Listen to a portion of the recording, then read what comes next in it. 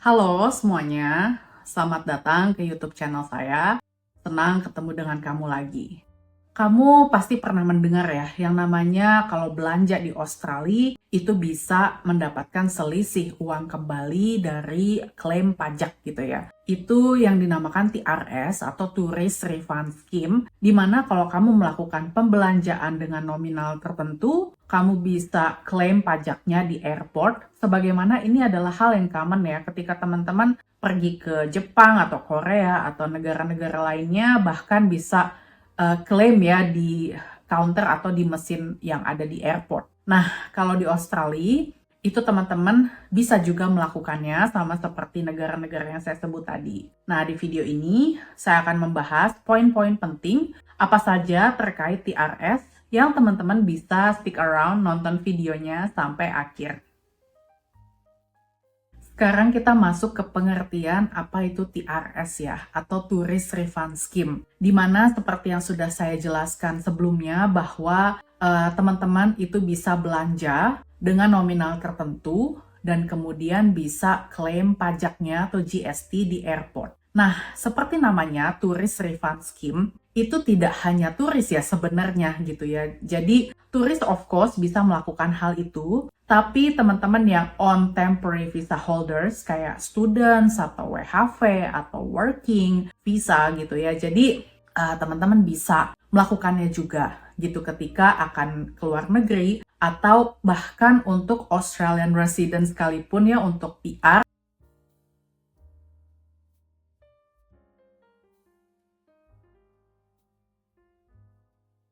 Barang apa saja yang bisa diklaim?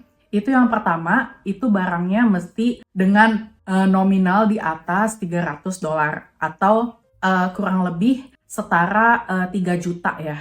Kayak misalnya beli handphone, barang elektronik ya, laptop kayak gitu misalnya, teman-teman bisa klaim. Nah, kalau seandainya teman-teman belinya di berbeda perusahaan, itu nggak bisa. Jadi misalnya teman-teman beli baju $100 di sini, terus kemudian 150 di sana. Nah, itu nggak bisa kayak gitu. Jadi nggak bisa dipecah. Jadi teman-teman mesti melakukan pembelanjaan dengan nominal start dari $300 di satu tempat atau lebih gitu ya. Jadi misalnya beli handphone harganya $2.000 atau misalkan apalah gitu, beli headsetnya apa segala macam. Jadi ada di satu perusahaan. Nah, kemudian yang kedua, yang dibeli itu adalah barang, bukan jasa. Jadi misalnya teman-teman punya mobil, terus kemudian teman-teman datang ke bengkel memperbaiki mobil tersebut dengan harga $3.000 misalnya. Nah, itu kan hal yang tidak bisa ditunjukkan kepada petugas konter bandara gitu ya. Jadi harus barang yang bisa ditunjukkan. Kemudian lagi, barang yang ditunjukkan itu adalah barang yang boleh masuk ke carry-on luggage atau yang ke dalam kabin. Jadi misalnya kalau teman-teman beli makeup, perfume, aerosols kayak gitu ya. Kayak misalnya parfumnya itu dia kayak kaleng gitu ya, bentuk aerosols gitu. Itu nggak boleh karena kan itu harus masuk ke dalam baggage ya, ke dalam bukan ke dalam cabin gitu. Jadi yang liquid, aerosols itu nggak bisa. Tapi kalau misalnya dalam bentuk fisik seperti beli perhiasan atau barang elektronik, itu bisa ditunjukkan barangnya dan juga resitnya. Nah, ini poin penting nih, receipt ya. Jadi teman-teman ketika beli ya, misalnya teman-teman again beli handphone ya sebagai contoh ya. Teman-teman beli handphone dan tahu bahwa harganya itu di atas $300. Kemudian teman-teman bisa bilang ke mbaknya atau masnya gitu ya, minta tolong dong dibuatkan untuk GST. Karena saya mau klaim ini sebagai saya mau di airport gitu ya untuk keluar negeri. Nah, nanti biasanya mereka akan tanya paspor kayak gitu ya sebagai identifikasi, atau kalau biasanya sih agak fleksibel ya. Kalau di Australia itu kamu bisa juga tunjukkan foto digital paspor kamu gitu ya. Jadi nggak perlu bawa fisik, tapi of course di setiap toko itu beda-beda kebijakannya gitu ya. Jadi ya cek-cek juga lah gitu ya. Nanti kamu akan diberikan form, di form itu akan diminta nama kamu, nomor paspor, dan juga mungkin tiket atau apalah gitu ya. Tapi yang paling penting nama dan paspor gitu, agar bisa di-match sama petugas bandara nantinya.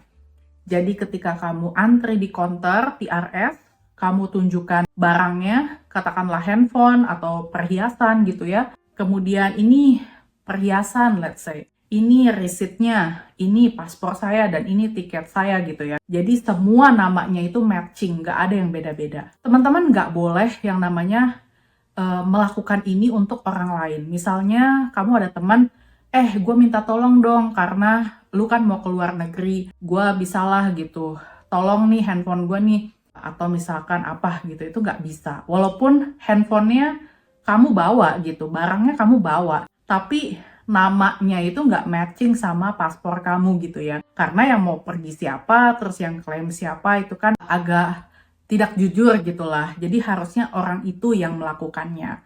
Nah, dan lagi teman-teman juga ada limit waktunya ketika melakukan TRS. Jadi tidak bisa yang namanya beli baju mahal nih misalnya, yang harganya di atas $300. Tapi misalnya teman-teman beli Juni dan kemudian baru ke luar Australia itu di bulan Oktober atau November, itu nggak bisa. Jangka waktunya adalah maksimal 60 hari alias 2 bulan ya. Jadi kalau sejak pembuatan video ini ada perubahan, teman-teman mesti double check. Karena bisa jadi setiap tahun itu ada perubahan gitu ya.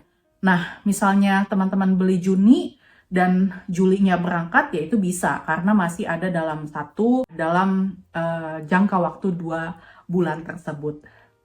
Berikut ini adalah tips bagaimana teman-teman bisa melakukan TRS. Yang pertama, yaitu teman-teman bisa download TRS app di Apple Store atau misalkan di Google Store gitu ya.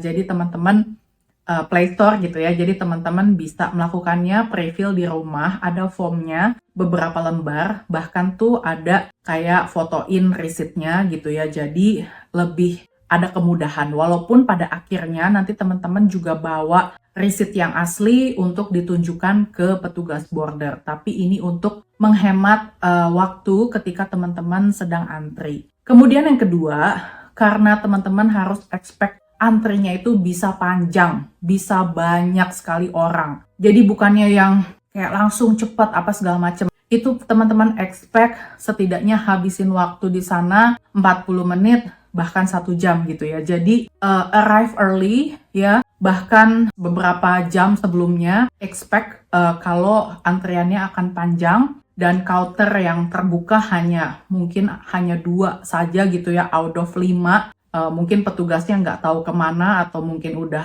selesai working hours-nya gitu. Jadi hal-hal yang seperti itu dipersiapkan ya, setidaknya 90 menit, 1,5 jam gitu ya. Mepet-mepet sekali 30 menit. Tapi kalau udah sangat mepet, ya kamu nggak akan didahulukan gitu loh. Jadi bukan seperti kamu ambil bisnis kelas kemudian prioritas gitu. Enggak, ini tuh siapa aja yang duluan yang akan dapat pelayanan. Kemudian yang ketiga, yaitu items yang bisa ditunjukkan, yaitu items yang boleh masuk ke dalam cabin, seperti yang saya sebut sebelumnya ya.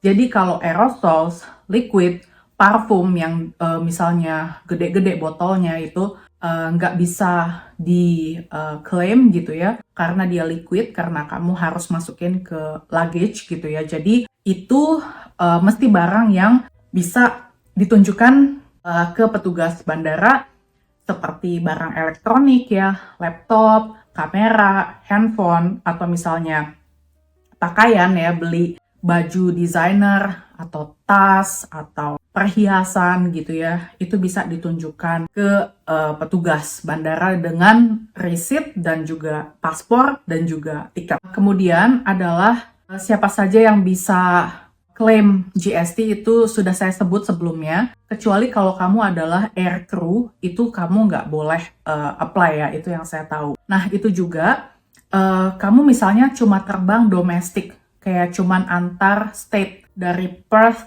ke Sydney, yaitu nggak ada TRS karena domestik. Jadi mesti yang international. Misalnya kamu ke Jakarta atau ke Vietnam atau kemana lah gitu setelah dari Australia gitu. Jadi harus keluar dari Australia. Kemudian ketika kamu sudah misalnya handphone tersebut kamu bawa ke Indonesia, ini contoh ya.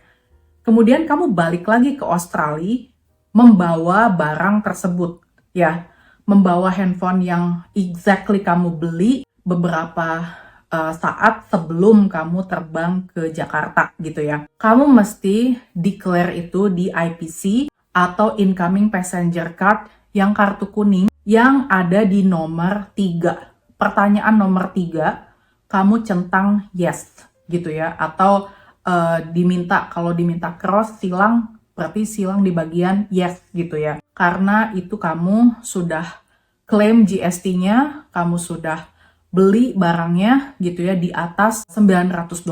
Tapi barang tersebut adalah mesti personal use atau yang pribadi yang kamu gunakan, bukan buat jualan dalam bentuk banyak gitu ya. Jadi ketika kamu pengen beli buat diri sendiri ya udah itu kan soalnya atas nama kamu.